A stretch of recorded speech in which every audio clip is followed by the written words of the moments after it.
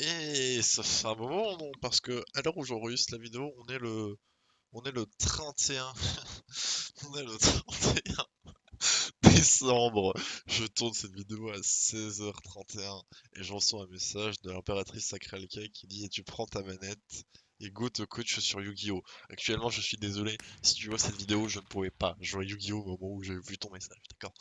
Donc, du coup, je me suis dit, et c'est 2021, on a passé, enfin, c'est bientôt 2021, j'en ai rien à faire du changement d'année, on a passé une année de merde, on a rien à faire non plus. Et si je faisais un résumé de à quoi j'ai joué en termes de jeux vidéo pour 2000, c'est vraiment, vraiment, hein, je le dis, c'est vraiment une, une vidéo qui n'était pas prévue du tout. Bon bah alors on va commencer, on va faire le répétaire. Le répertoire des jeux auxquels j'ai joué en 2020, allez, avec ce confinement de caca là. Ah oui, le confinement de caca. Donc, 2020, j'ai commencé par jouer à quoi? Oui, ça va être vraiment large. Si on prend vraiment dans l'ordre chronologique, le premier jeu auquel j'étais en train de jouer en 2021, enfin en 2020, c'était Luigi's Mansion 3. Il n'y a pas à négocier, en fait, c'est le jeu sur lequel j'ai passé ma soirée Nouvel An. Et j'ai fait j'ai joué à Luigi's Mansion 3, alors que j'avais fini en quelques jours, hein. C'est vraiment pour dire à quel point c'était rapide à finir, putain. J'ai jamais vu un jeu Nintendo qui se faisait. Même le Luigi's Mansion 2 se terminait pour moi en plus longtemps. Je sais pas, Luigi's Mansion 3 c'était trop cool. Enfin voilà. Et pourtant c'était bien, à part la maniabilité à la con. Et sinon c'était bien. Donc j'enchaîne vite, hein, je dirais de toute façon sur les jeux auxquels j'ai passé plus de temps. Généralement j'ai joué sur Switch, hein, donc aussi. J'ai passé quoi? J'ai aussi pu jouer à Persona 5, la Persona 5 Royal, hein. Persona 5 de base, c'est un de mes plus gros kiffs jeux vidéo, hein. Vraiment c'est un chef-d'œuvre. Allez le faire si vous l'avez pas fait, il est incroyable. Ou alors regardez l'animé, ou lisez le manga, mais franchement c'est incroyable, ça parle de sujets qui sont pas très joyeux, hein, le suicide, le harcèlement sexuel, la peur de se renfermer sur soi, l'usurpation, enfin, vraiment beaucoup de choses et c'est trop bien et c'est génial. Même Farod a dit qu'il avait kiffé jouer à Persona 5 Royal. Donc voilà, donc déjà ça s'est fait, aller y jouer. J'ai ressorti ma vieille cartouche de Inazuma Eleven Go Chrono Stone que j'ai depuis un moment. Enfin vieille, elle appartient à mon frère, enfin elle appartenait avant que je l'y reprenne. Et j'ai commencé Chronostone. Enfin, oui, enfin, le jeu, parce que l'anime est très cool, hein, vraiment, sur ma liste aussi, je crois, il a 10, hein, alors que Go, franchement, c'était pas franchement cool, mais voilà, c'est Go Chronostone, c'est un très très bon jeu, si vous l'avez pas fait non plus, alors même si je suis bloqué, je ne dirai pas pourquoi, de toute façon, Alcan le sel va me démonter la tête si on regarde cette vidéo, j'ai toujours pas avancé sur le jeu, hein. Voilà, c'est comme ça, j'ai joué à Axel Ward de Sword Art Online. C'était. Alors oui, je fais un peu dans le désordre, hein, vraiment. Tant que ça me revient, je tourne la tête à gauche et à droite. Je jouais à Axel Ward de Sword Art Online et putain, qu'il est bon ce jeu. Il est incroyable. C'est vraiment vous. Alors que pourtant, mon jeu préféré de SAO c'est GGO et je peste sur Halo, etc. Mais là, je sais pas, j'étais en énorme kiff sur le jeu, vu que ça regroupe Axel Ward aussi et que je veux une saison 2 d'Axel Ward, c'était un ordre, d'accord? Vous m'entendez, le studio d'animation. Je veux une saison 2 d'Axel Ward. C'est vraiment ça, hein. Vraiment j'étais en kiff sur le jeu. Ça se passe dans Halo, avec les ailes, avec des combats à l'épée, et des arcs. Et pourtant j'ai kiffé, j'ai kiffé, je sais. Voilà, c'est un pur kiff vraiment. Il y a l'univers, il y a les personnages de tout, des deux animés. Il y a des tenues amples, des tenues nouvelles pour les personnages de Axel Ward qui sont pas dans l'animé. C'est vachement cool. Vraiment, je sais pas ce que j'ai de mieux à dire. Le gameplay est fun, enfin le gameplay est cool, à part le mode online qui. J'ai jamais trouvé personne. Mais, mais voilà, sinon il est très bien le jeu. Sinon, bah, j'ai fini le premier Crash Bandicoot. Et j'ai fini le 2.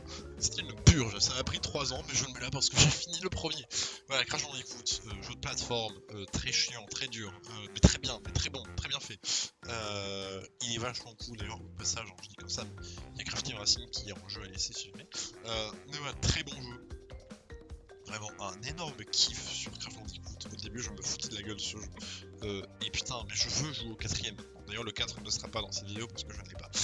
Et tristesse, tout comme Call of Duty Cold War, qui ne sera pas dans cette vidéo. J'ai retouché à Black Ops 4. Call of Duty Black Ops 4. Le mode zombie. Qu'est-ce que c'est bien le mode zombie en fait? J'avais oublié que le mode zombie de Black Ops 4, même si ça a été critiqué, machin, que la fin était nulle, qu'il y avait l'histoire du chaos, que le système d'atout c'était nul et tout. Et j'ai kiffé le jeu, hein. J'ai kiffé y jouer, c'est la première fois où j'ai monté mes prestiges en zombie. C'est avant que je jouais pour le fun, maintenant je jouais pour les prestiges. J'ai monté mes niveaux, j'ai monté les prestiges, j'ai kiffé jouer sur Nine, sur Shotival, Omega. J'ai joué à Super Hot VR. Alors, Super Hot VR. Oh, je pense que c'est un des meilleurs jeux VR, sans déconner. Super Hot, c'est un jeu que j'ai fait beaucoup. J'ai fait en boucle, que j'ai fait avec tous les défis. Enfin, 100% que j'ai refait sur PC, que j'ai refait sur PS4, que j'ai refait sur Xbox One. Super Hot en VR, c'est juste parfait. Si tu combines la VR, qui est un truc que je kiffe, genre par exemple les Beat Saber ou les jeux comme ça, mais là tu prends Super Hot, mais qu'est-ce que c'est incroyable. Franchement, si vous avez la VR, vous n'avez pas joué à Super Hot VR, vous loupez un truc, allez jouer tout de suite. 2020, c'est l'année où je me suis mise à jouer à Yu-Gi-Oh! Je jouais à Yu-Gi-Oh! Duel Link, j'ai joué à Yu-Gi-Oh! Sur Yu-Gi-Oh! Legacy of the Duelist, je cherchais le nom d'ailleurs, fun fact. Je l'ai commandé le 2 décembre, je l'ai reçu il y a 2 jours, le 29, sans commentaire.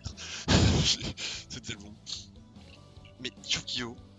Étonnamment, pour moi ça passe mieux que Hearthstone ou que Pokémon Trading Card Game. Je sais pas, j'ai essayé de jouer Hearthstone, j'ai rejoué plusieurs fois.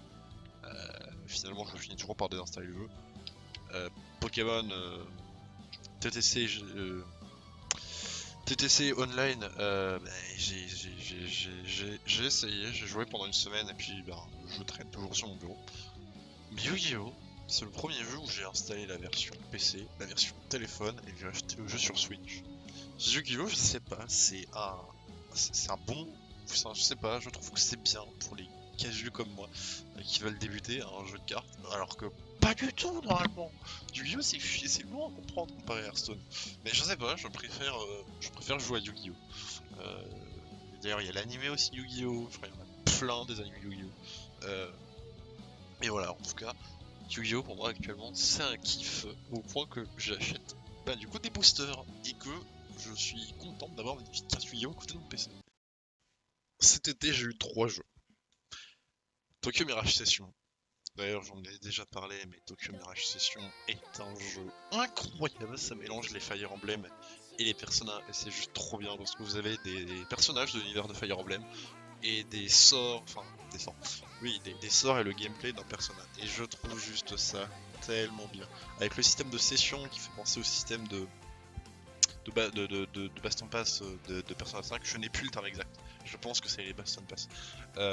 Les attaques random, par exemple, avec la musique qui fait bien penser au Hollow Attack, pour moi personnellement, je trouve ça tellement cool. Avec un monde, avec un autre monde parallèle à explorer, comme le Memento de Persona, c'est juste très cool, c'est un sans faute. Ensuite est venu Xenoblade Chronicles Definitive Edition, Xenoblade Chronicles 2. Alors, sachant que Xenoblade Chronicles Definitive Edition, c'est du coup un remake d'un de mes jeux Switch préférés de tous les temps, enfin d'un de mes remakes de Wii, pardon, remake c'est plutôt un remaster avec un chapitre en plus, très cool, vraiment j'ai rien à dire, les menus sont mieux, les personnages font moins peur, c'est plus détaillé, les musiques, putain les musiques de ce jeu, je passe des heures à écouter les musiques de ce jeu tellement elles sont bien, c'est juste très cool. L'ambiance par exemple des marais Sata, c'est incroyable, c'est génial, les plaines de gore c'est pareil, j'en parlerai même pas assez, tout pareil, même la jungle, ce jeu, un pur kiff, vraiment. Xenoblade Chronicles 2, je pense honnêtement, à l'heure actuelle, que c'est mon jeu Switch préféré. Xenoblade Chronicles 2, faut savoir que avant même la sortie de la Switch, je voyais des trailers. Je voulais le jeu, d'accord. Alors que Xenoblade Chronicles, je me souviens que c'était dans une période ni jouais moins. J'ai pas fait Xenoblade Chronicles X non plus. Cette année, je voulais le faire, mais vu que j'ai craqué ma Wii U, mais non, c'est un moment. Mais du coup, j'ai fait Xenoblade Chronicles 2. Je ne me suis jamais spoilé du moment où j'ai vu les trailers jusqu'à le moment où je reçois le jeu. C'était très long, vraiment long, vraiment. Je le voyais partout, je le voyais sur la Switch. Je ne me spoilais pas. les DLC, je me spoil. Et au moment où j'ai eu le jeu, c'est une claque que je me suis mangé, c'est trop bien. Les décors, putain, l'ambiance, les personnages, putain, c'est génial. Bon, on a toujours forcément un Dupont qui est là et qui est chiant, mais, mais non, les personnages sont trop bien. Le système de l'âme, même si ça m'a bien perturbé au début, hein, parce qu'il n'y a pas ça dans Xenoblade Chronicles Definitive Edition, c'est trop bien pensé, c'est juste bien. C'est. Enfin, j'ai rien à dire, l'histoire est bien faite, il y a plein de quêtes, il y a beaucoup de quêtes. Euh, c'est génial, franchement. Jouez-y. Il y en a pour facilement 150 heures de jeu avec DLC en plus, je compte même pas. Avec le mode, du coup, avec le Season Pass, il y a le mode de défi avec Shulk et Fiora de Xenoblade Chronicles.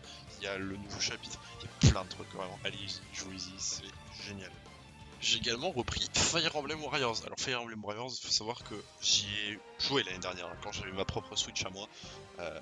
J'avais déjà une Switch avant, mais genre c'était plus une Switch familiale, plus une chose qui appartenait à mon frère, que je squattais. Et Fire Emblem Warriors, du coup, on me l'a prêté quand j'ai eu ma Switch à moi. J'ai pas pu le finir, et j'ai complètement oublié quand je l'ai rendu. Et quand je l'ai repris, bon sang, qu'est-ce que... Oh la vache, je pense que je me suis mangé une dinde. J'ai redécouvert les mousseaux, vraiment, c'était génial. C'était un pur plaisir, un pur kiff. C'est trop bien. C'est spécial, hein, c'est pas comme un Fire Emblem. D'ailleurs, Fire Emblem Three aussi, je vais en parler aussi. Mais c'est cool, bon, j'ai pas pris les DLC non plus, hein, parce que j'ai peut-être de l'argent, mais j'aimerais bien pouvoir le dépenser, hein, c'est autre chose. Mais du coup, ben, très cool, Fire Emblem Warrior, je suis en train de faire les modes chroniques en rang S. Je suis en train de level up mon personnage, c'est vraiment, je kiffe, c'est un mousseau donc ça plairait pas franchement à tout le monde. Je sais que personne à qui j'ai conseillé a beaucoup aimé. Coucou OL si tu passes par là. Mais voilà, je kiffe, j'ai beaucoup kiffé. Fire Emblem très aussi. Alors, je partais sceptique hein, à la base quand j'avais le jeu. Je l'avais acheté le 27 décembre 2019. Et je partais vraiment très sceptique. Pourquoi? Parce que Fire Emblem, ça faisait 3 plombes que j'y avais pas joué. J'ai dû y jouer sur Wii. Je sais plus lequel c'est non plus. Mais voilà, je partais avec, je me disais, qu'est-ce que c'est pas. C'est différent! Je me suis dit, c'est différent. Et je me suis mangé une claque trop bien. Vraiment, j'ai fait la run de Claude, le jeu était génial. Il était long, il était complet. Il était. Alors long, parce que c'est moi qui ai pris mon temps, parce que je sais pas si vous savez, mais j'ai ce genre de problème de quand je joue trop à un jeu, ça me dégoûte. Et après, j'y joue plus. Pendant un moment, du coup, Fire Emblem, c'est ce que j'ai fait. Et après, je suis revenu, je terminé pendant le confinement. Un peu kiff. À part le combat final, où je suis une vraie merde parce que j'ai pas exploré mes perso comme il faut. Mais voilà, c'était un pur kiff. Le Season Pass, je pense fortement de me le prendre. Comme celui de Xenoblade Chronicles 2 et celui de Fire Emblem, Fire Emblem Warriors. Mais juste génial. Long, comme il faut, on peut personnaliser ses classes, du tour par tour, enfin, un peu en mode échec tour par tour, si vous voyez ce que je veux dire. Mais voilà, c'est juste génial comme jeu. Bon, j'étais obligé d'en parler, mais Pokémon épée et bouclier, je l'ai reçu Noël dernier. Je l'ai fini en janvier, juste comme ça. J'étais hyper touché, enfin, jusqu'à l'été où je me suis dit, tiens, si je terminais mon Pokédex. Parce qu'il faut savoir que Pokémon, à l'époque, je battais la ligue, terminé bonsoir, je jouais plus au jeu. Et là, je me suis remis à faire le Pokédex, et puis, il y a 2 jours, 3, je suis allé acheter un petit Season Pass de Pokémon Bouclier. Voilà, et du coup, voilà, j'ai fait le premier DLC, je l'ai fini en 2-3 jours, je sais plus, parce que je prenais mon temps. Parce que je faisais autre chose à côté, j'étais en vocal, je jouais à d'autres jeux. Bref, très cool le DLC. J'ai pas cherché tous les deux piqueurs et j'ai pas encore fait le Season Pass. Je fais d'abord le deuxième DLC et après j'irai finir le Pokédex, les Red Dynamax. Les Red Dynamax, c'est sûr, je vais en faire beaucoup. Ça, je veux les légendaires. Pas en Shiny, je l'ai dit sur Twitter. J'en ai rien à faire des Shiny de base. Mais du coup, voilà, voilà, j'irai chercher les deux piqueurs aussi. C'est très bon truc. Après, je m'en suis vite fait Atlas of Vesperia que j'ai acheté. J'ai joué 1 heure et après, j'y ai plus touché. Pourquoi? Parce que je me dis, ok, je vais pas me forcer à jouer à un jeu Alors que je sais qu'il me faudra que j'attende un peu avant. Parce que Tales of Vesperia, à la base, j'avais pas envie de jeu. Je l'ai pris quand même, j'ai essayé de jouer, je me suis dit ok, je vais attendre un peu. Bon, j'aurais envie de jouer, j'y jouerai. Voilà, ça s'est fait. Il a l'air bien, il a l'air cool. Mais pour l'instant, je finis. Mention vite fait FF7 Remake que j'ai aussi, du coup lui je l'ai revendu. Et je regrette un peu pas mal. Parce que finalement je me rends compte que je mets bien FF7 Remake et je l'ai revendu à l'époque, c'était juste pour m'aider à acheter Xenoblade Chronicles 2 alors que je savais que j'allais l'acheter pour mon année. Ouais, je voulais l'acheter en avance. Et du coup, bah non, du coup, là, je vais Fire Emblem Warriors et Sushi Strikers. D'ailleurs, Sushi Strikers, j'en parle vite fait aussi. Il est cool. C'est un jeu un peu genre puzzle game où tu dois aligner des assiettes de sushi pour les envoyer sur tes adversaires. C'est cool, il y a un système d'équipe, des sushi-unités qui peuvent faire différentes choses. Voilà, permettre le tapis va plus vite, tu soignes quand tu manges des trucs, c'est trop bien. Mais voilà, j'en fais vite fait une aparté aussi. Pareil que pour FF7 Remake, du coup, que j'aurais aimé bien avoir, ce qui était cool. Et voilà. Mais si je devais retenir un seul jeu de cette année, c'est Ori and the Blind Forest Definitive Edition.